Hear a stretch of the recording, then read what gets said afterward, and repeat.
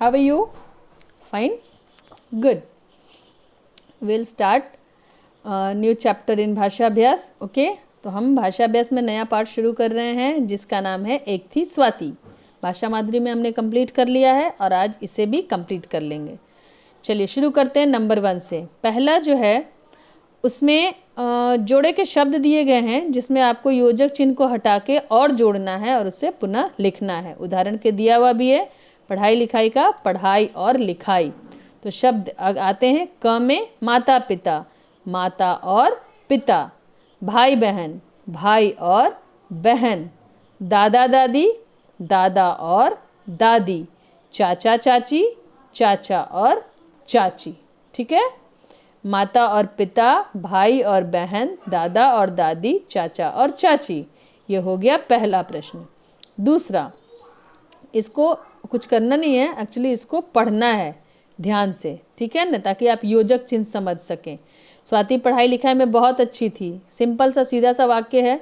इसमें हमने पूर्ण विराम लगाया. उसे कौन सी कक्षा में प्रथम स्थान मिला था, ये प्रश्न पूछा जा रहा है. तो इसमें प्रश्नवाचक चिन्ह लगेगा जिसको आप क्वेश्चन मार्क कहते हो. ठीक है, इसमें क्वेश्चन मार्क, प्रश्नवाचक चिन्ह. फिर स्कूल में छात्रावास था.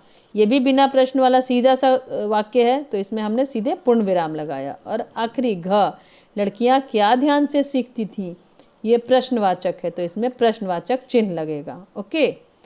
अब तीसरा प्रश्न जो है इसी पर आधारित है. या तो पूर्ण विराम या तो प्रश्नवाचक चिन्ह. भावना सैर करने गई है. ये मुझे प्रश्न जैसा कोई लग नहीं रहा है. सीधा सा एक वाक्य है, भावना सैर करने गई है. इसमें हम पूर्ण विराम लगाएंगे. ठीक है, विराम चिन्ह पूर्ण विराम. क्या तुम स्कूल जाओगे, ये तुमसे मतलब सामने वाले से प्रश्न पूछा जा रहा है. क्या तुम स्कूल जाओगे, तो ये प्रश्न हो गया. तो इसके आखिर में हम प्रश्नवाचक चिन्ह लगाएंगे. तुम क्या पढ़ रहे हो, ये भी एक प्रश्न है कि तुम क्या पढ़ रहे हो, प्रश्न पूछा जा रहा है. तो इसके आखिरी में भी हम प्रश्नवाचक चिन्ह लगाएंगे. घ, अगला वाक्य, बच्चे चुपचाप बैठे हैं. ये सीधा सा सिंपल सा एक स्ट्रेट वाक्य है. बच्चे चुपचाप बैठे हैं. इसके आखिर में हम जोड़ते हैं पूर्ण विराम. बच्चे चुपचाप बैठे हैं, पूर्ण विराम. क्या आप खाना खाएंगे, इसमें फिर से आपसे प्रश्न पूछा जा रहा है. क्या आप खाना खाएंगे, तो इसमें हम प्रश्नवाचक चिन्ह लगाएंगे. ठीक है. अगला आते हैं हम चौथे प्रश्न में, जिसमें कुछ शब्द दिए गए हैं और आपको एक हेल्प बॉक्स भी दिया गया है जिसमें कुछ उपसर्ग हैं. इन उपसर्गों को, उपसर्ग और प्रत्यय होते हैं. जो शब्द के पहले लगे उपसर्ग और जो बाद लगे वो प्रत्यय.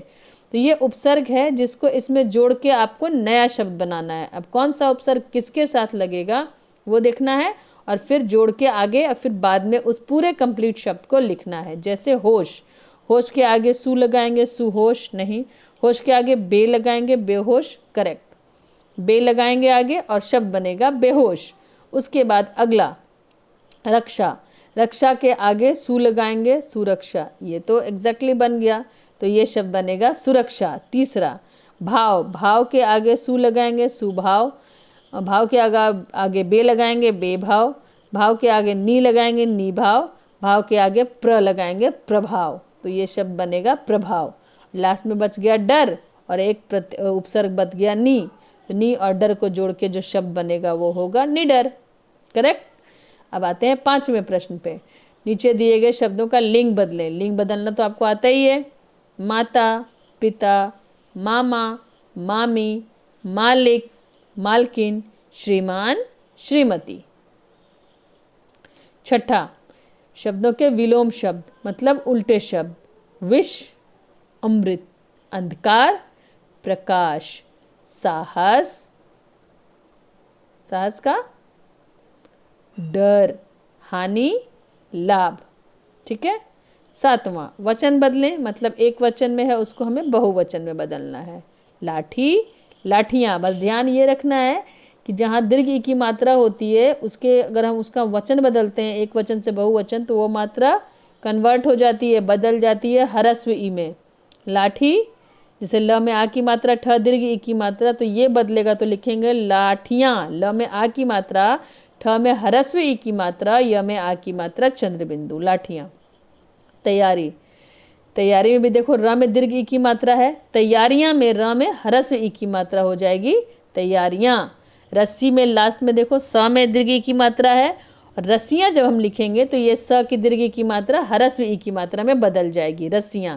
लड़की में भी क में दीर्घ ई की मात्रा है, लड़कियां क में ह्रस्व ई की मात्रा हो जाएगी। लाठियां, तैयारियां, रस्सियां, लड़कियां।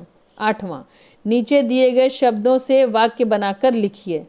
सूझबूझ से वाक्य बनाना है, हमें हर काम सूझबूझ से करना चाहिए। प्रतिदिन, मैं प्रतिदिन विद्यालय जाता हूँ या जाती हूँ।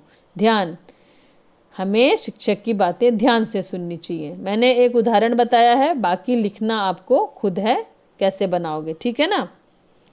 और अगर आप वीडियो देख सकते हैं अगर आपको समझ में ना आए तो। नीचे दिए गए वाक्यों को मिलाकर एक वाक्य बनाइए। उदाहरण के लिए दिया गया है, स्वाति को कुछ आवाज़ें सुनाई दी, स्वाति डर गई। स्वाति कुछ आवाज़ें सुनकर डर गई। स्वाति जूडो कराटे सीखती है, वह पढ़ाई में भी होशियार है। स्वाति जूडो कराटे के साथ साथ पढ़ाई में भी होशियार है।